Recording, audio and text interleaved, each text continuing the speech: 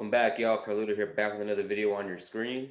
I'm here with a legendary strength and conditioning coach. Been in so many boxing camps, that I can't even name half of them. And I like to introduce to y'all Alex Ariza. How are you doing, bro? I appreciate you taking time out of your day. Oh, I'm doing well, Carlos, bro. I really appreciate you having me on your radio show again. Appreciate it. And you know, working with some of the best fighters in the world. First off, how's everything going for strength and conditioning? Are you still into it? Yeah, I've taken a little time off, but with the COVID thing, it kind of put us down a little bit. But as you see, everything is starting to bounce back. We're looking up. We got some promising things coming up. Some fighters aren't having the best kind of performances that they're looking for. So everybody's kind of got their eyes and ears peeled to see what the kind of adjustments that they're making to camp. So I'm going to start getting out there more, and hopefully we'll have something ready to rock and roll by the end of November, December. Good. So let's take it all the way back. What got you into strength and conditioning? Oh man, it was my first. It was out of college, and I probably went looking to go. I always wanted to be in sports, so I just went looking to get put on somewhere where like whether it was boxing, golf. Well, not boxing at that time, but it was baseball, football. Doing anything. Wrapping and taping and icing or whatever it could be. But I wasn't having any luck at all with it because they wanted us to have a little bit more continuing education and stuff like that, and I was kind of over the school thing. So anyway, make a long story short, a friend of mine was the bodyguard of Diego Carrelis, and I had done an internship in Sacramento, and he was a football player there at that time. Mhm. And man, weird things happen. He just happened to call my my mom's house and asked where I was, and I was in LA doing a internship at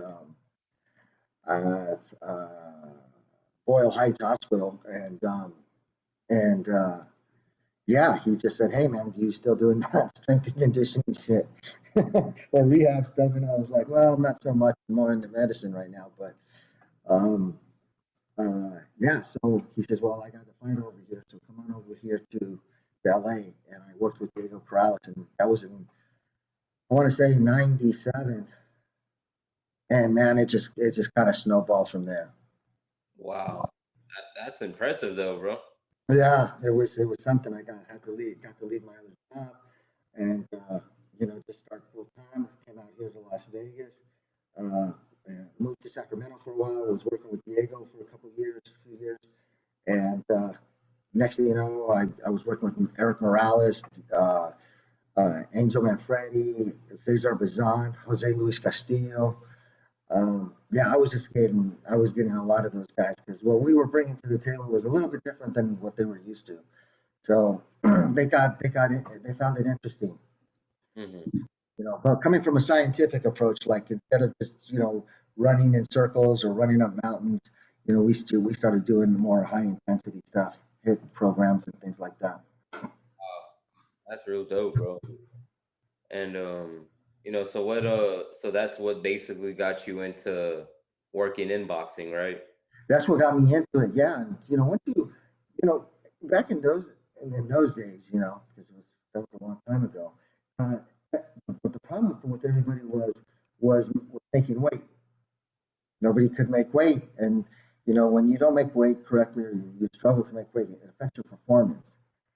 And so myself, I had this a different way and different concept of how to make weight and how to be able to maximize your performance, you know, in the 48, 24 hours that it was until the fight was. And as we could see, Diego was very successful at it. And he had the most problem out of everybody. And then, again, Eric Morales came, and then Jose Luis Castillo and Cesar Bazan, Angel Manfredi, and I just started building up a stable of guys. It was really a good thing. Kind of like how things went slow for a while, and then once I got with Freddie, we started building up a stable of guys again.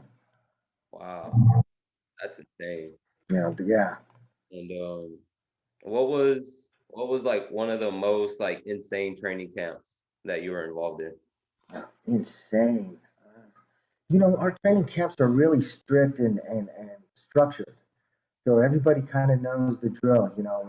You're up at 5. You have your snack or whatever the, the chef prepares for you for your pre-workout, and then we're going to be out the door by 5:30 and start rocking and rolling by 6. So there's a routine every day. So you're not going to get the only thing you're guessing is what we're going to do for the day. Hmm. But we try to have an itinerary mapped up, depending on, of course, whether they're sparring that day or whatever. So there's days we go to the track, there's days we have to go to the pool, or days we're doing strength training. So, but everything always was at the same hour. We're up at 5 o'clock, out the door by 5:30, at the gym, whatever it is, swimming in the water. We're in the water by that time. We're on the beach, we're on the stairs, or on the track. And then back home, breakfast, eat, sleep, eat, sleep, eat, sleep, eat, sleep, and then to the boxing gym later on in the evening. Wow. Yeah. So how was it working with Manny Pacquiao? Uh, that's hectic, because you have so many people that were around. But at the time when I got with Manny in 2007, he wasn't really that big star yet. He had just had a fight with I think I want to say a second fight with Marquez, and then we had a fight with David Diaz, and then we had the fight with Oscar De La Hoya, and that's when things kind of like took off. You know, then Ricky Hatton, then we had Miguel Cotto, then Margarito. So then it just became just completely chaos. But he in those days he found time to do the things because I think there was a fear factor. The opponents kept getting bigger and bigger and bigger, and these weren't just opponents that were, these guys weren't journeymen. These were world champions. These guys will have impressive records, knockout records, good power. They have a great resume, great amateur pedigree. So there was a fear factor with Manny because hey, Manny also had a sat in the back of his head that these guys were in physical stature bigger than him.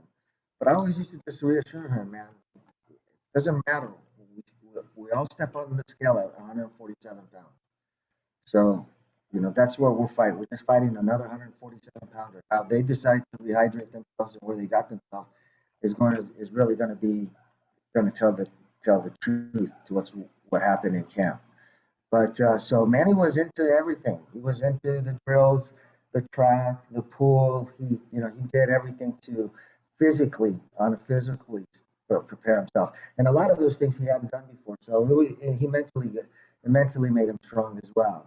So we pushed him to the brink of breaking. So there was nothing that those bigger guys were going to do to Manny that was going to make rattle him or scare him or anything like that. Manny was going to bang it out. Wow. So you kind of saw Manny before like the world, I guess, really saw his potential. Yeah, yeah. Well, you just he hadn't been exposed to anything, nutrition or to supplement training. He hadn't been exposed to a more scientific and comprehensive way of training. He wasn't used to doing sprints and ladder drills and cones and agility workouts. And then we just started doing the strength workouts. So a lot of those things were the coordination and being awkward. Sometimes that plays a factor because it's they're not used to being in an uncomfortable situation. They're used to hitting the bag, hitting the head, the speed bag, doing some shadow boxing, jumping rope, and that's it.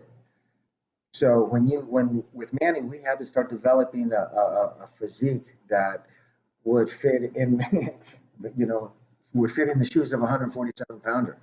So we had to start putting on muscle in a way to where it was, well, all muscle is functional. So I don't like, sometimes I don't really crazy about that word, but it was functional in the what we needed him to do. We needed to make him more explosive. We needed to maintain his speed, but more importantly, we had to increase that power. So he had that big power at the heavier weight class. Wow. And switching to the other team that was really so from Manny, you had fighters in between, right? Yeah, I had Brandon Rios, Mikey Garcia, um, I think it, Marcos Maidana for the Broner fight and for the first Mayweather fight. So yeah, I had to jump over the hill when the falling out between me and Freddie happened. How was working with Chino? Excellent, great. Let me tell you, those guys were very disciplined. They fell into the structure. They kind of they, it was a good change. Mikey as well. None of these guys had a ego really. We all worked together. We have pictures of. I mean, we had El Veneno Rubio that was with us there. Um, we had Thomas Delorme was there with us. We had a tremendous stable of talented fighters. So they all worked together. We had a big house. It was a camp house. Everybody lived together. Everybody, we had a chef there. My right hand, Terry Tom, she's the dietitian. She would come out every week and we do body fat analysis. But so muscle to fat ratio, find out where we're going, where we're, so we had it set up perfectly to where it was really structured, and the fighters were seeing the results for themselves on the numbers. Because I always tell them, look at the numbers, don't lie. This is what's happening in your body, and this because otherwise you're kind of walking blind. You don't know how many calories you need today. You don't need this. You need a certain amount of calories when you're going to go and do pull work.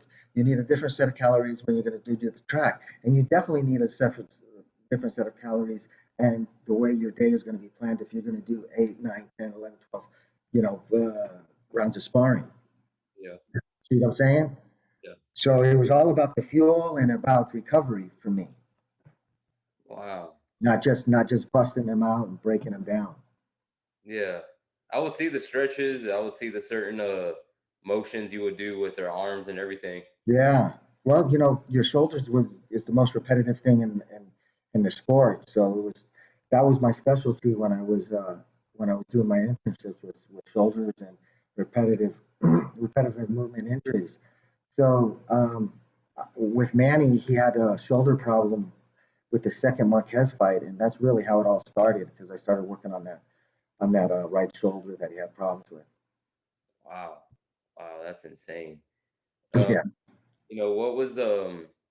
what's one fight that you're like, that's the biggest fight that I ever worked? I'll tell you that, but there's not just one, it's three. I think the biggest milestone I'll always say was Chavez Jr. winning the middleweight championship of the world, being the first Mexican middleweight. He threw, I want to say, 367 punches to the body that night, just to the body. I think he's either first or second in throwing the most body punches ever in a championship fight.